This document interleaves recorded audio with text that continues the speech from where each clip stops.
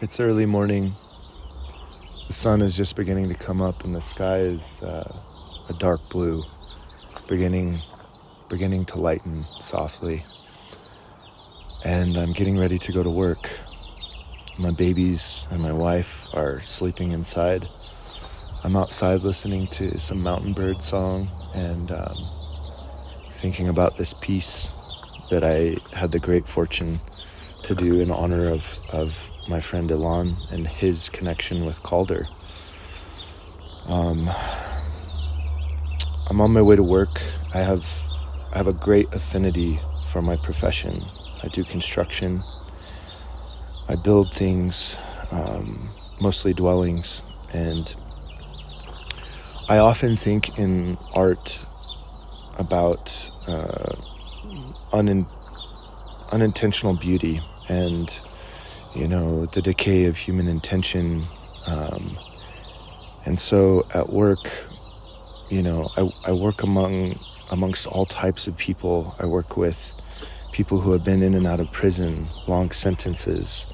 I work with people from far off lands who speak little to no English, but are so warm and live a life dedicated to their family and will toil from sun up to sundown just with the idea and the image of their children or their wife in their head. And they do this with gratitude and they do it with grace, and it's wonderful to be around.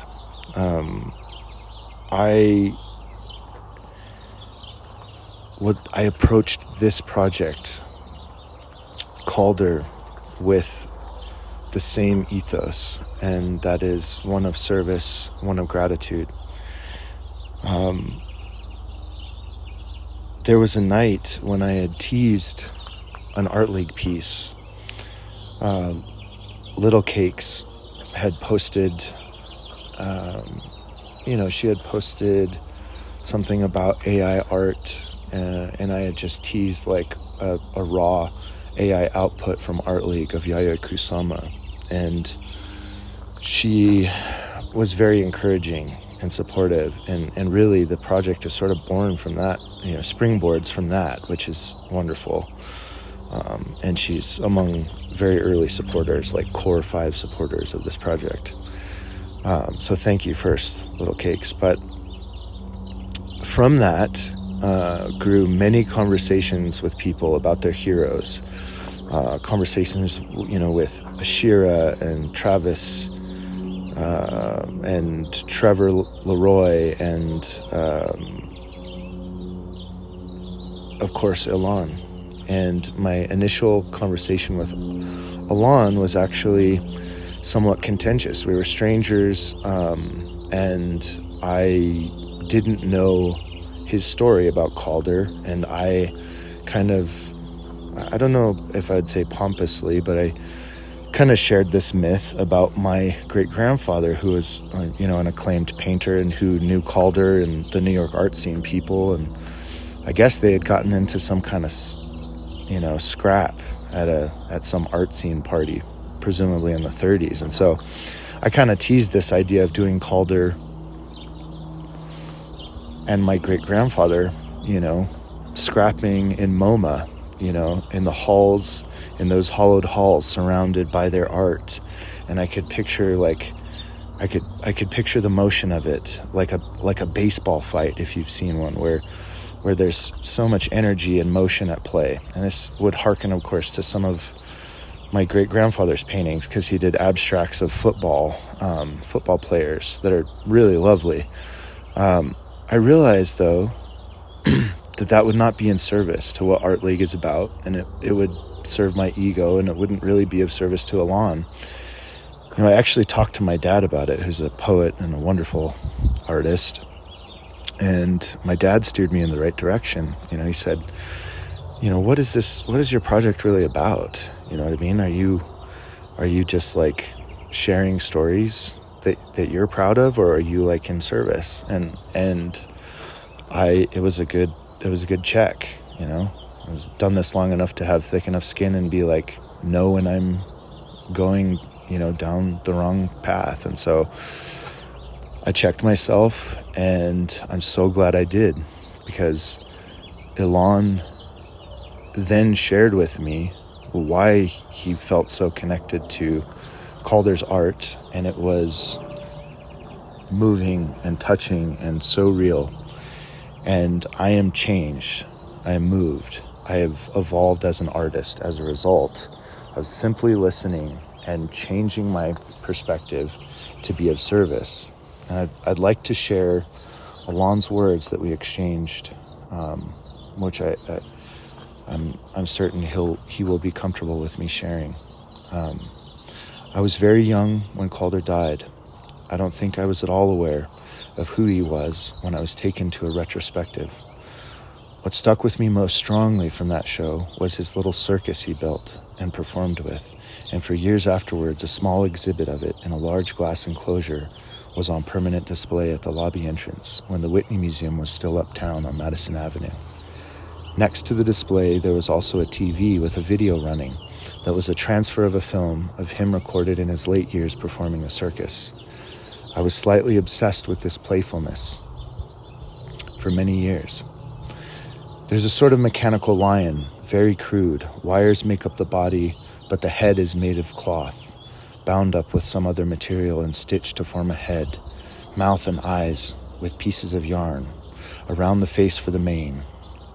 It had its cage, and during the performance, when it was time for the lion tamer, he would carefully pull it out and move it around. There was the lion tamer, too.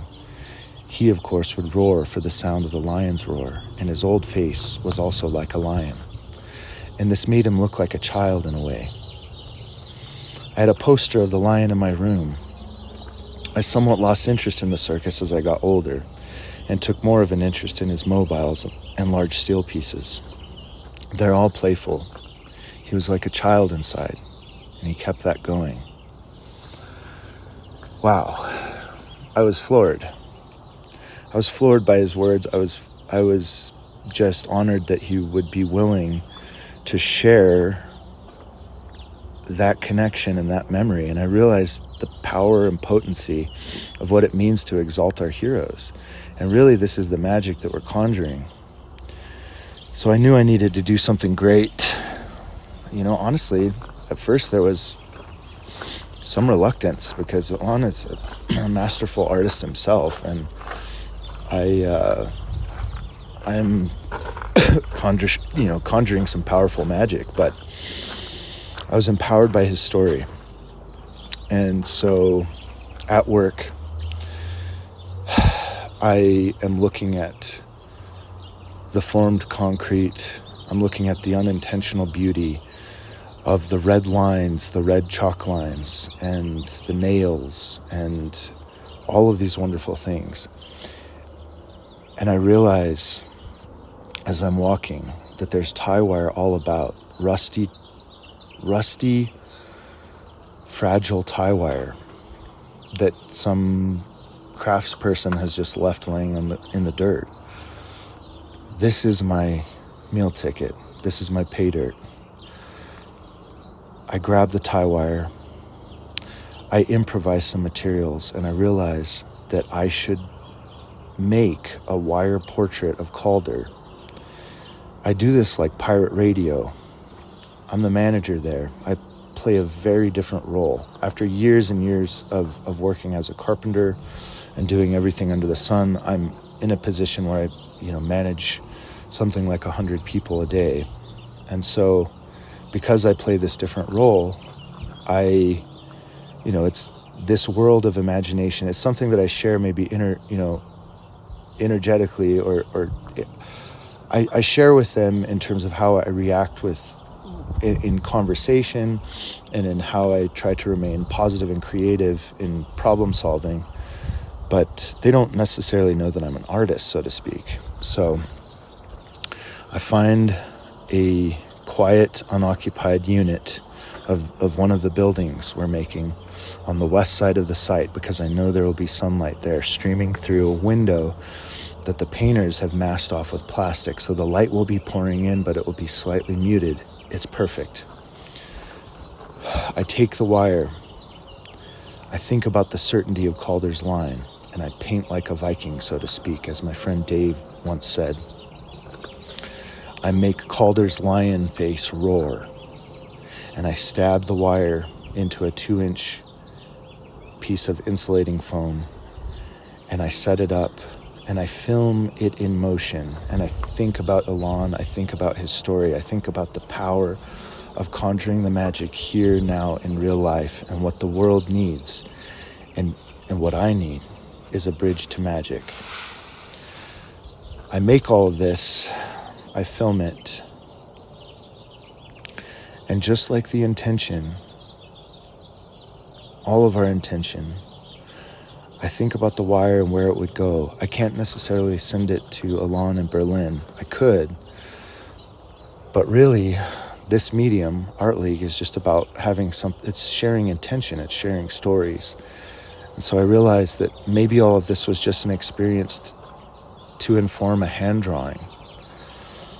And when I carve out some time and space, I draw. I draw with the certainty of the line. I draw informed by, the work of holding the rusty wire in my hand and painting like a Viking and stabbing it into the insulating foam and hanging it from newly hung drywall. I think about being in service to Elan's memory, and I'm so glad to have done this. I feel so grateful for all of you, and I want to thank you, Elan, for sharing your story. I'm changed by this. I'm changed by this project. Thank you so much. I'll see you all on Chain.